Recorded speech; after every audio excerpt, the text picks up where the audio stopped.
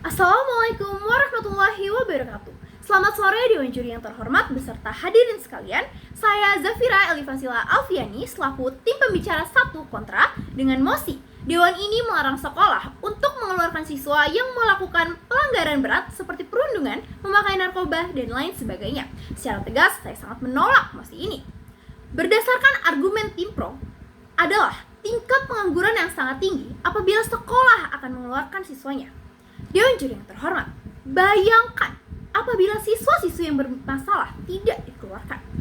Tentunya mereka akan sangat memengaruhi siswa-siswi lain serta menjerumusi ke arah yang negatif. Memang, apabila mereka tidak dikeluarkan, mereka akan tetap mendapatkan ijazah. Tim pro berpikir apabila mereka tidak dikeluarkan, mereka akan mendapat pekerjaan yang baik dan tidak akan ada pengangguran. Tetapi, bagaimana dengan riwayat-riwayat jahat yang tidak pantas seperti perundungan dan narkoba yang tentunya sudah melanggar hukum? Apakah dengan adanya riwayat tersebut, mereka akan tetap diterima dengan pekerjaan atau perusahaan yang mereka ajui? Bisa Dewan Juri bayangkan. Baik, mari kita bahas ke dalam definisi selanjutnya. Sebagai tim kontra, kami melihat mosi ini sebagai upaya untuk menghilangkan hak sekolah dalam memberikan sanksi paling tegas kepada siswa yang terlibat dalam tindakan serius seperti perundungan parah yang merugikan fisik dan juga mental, penggunaan narkoba yang membahayakan, serta pelanggaran lain yang mengancam keamanan dan ketertiban di lingkungan belajar.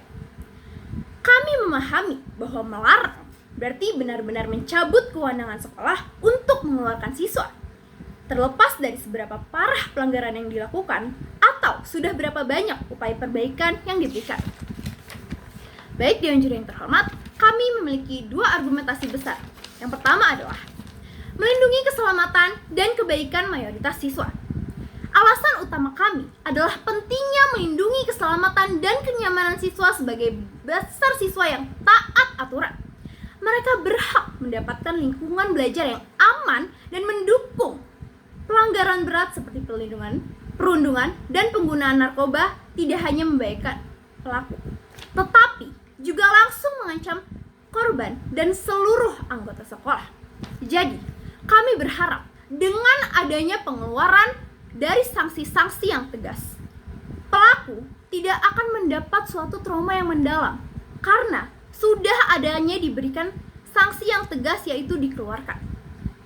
Apabila tidak dikeluarkan, tentunya siswa-siswi akan mendapat lingkungan belajar yang tidak nyaman, akan tidak mendukung, bahkan mereka akan tidak semangat untuk belajar.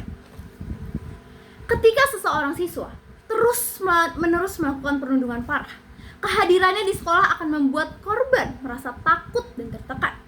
Jika sekolah tidak bisa mengeluarkan pelaku, korban tentu akan merasa tidak aman, stres, atau mungkin kehilangan semangat belajar. Tentunya ini akan bisa menyebabkan nilai akademik menurun, masalah kesehatan mental, bahkan korban sampai berhenti sekolah. Selanjutnya dalam penggunaan narkoba. Di sekolah, narkoba itu sudah tidak lagi melanggar hukum. Memang sudah melanggar hukum, tetapi juga membahayakan kesehatan dan keamanan semua orang yang ada di sekolah.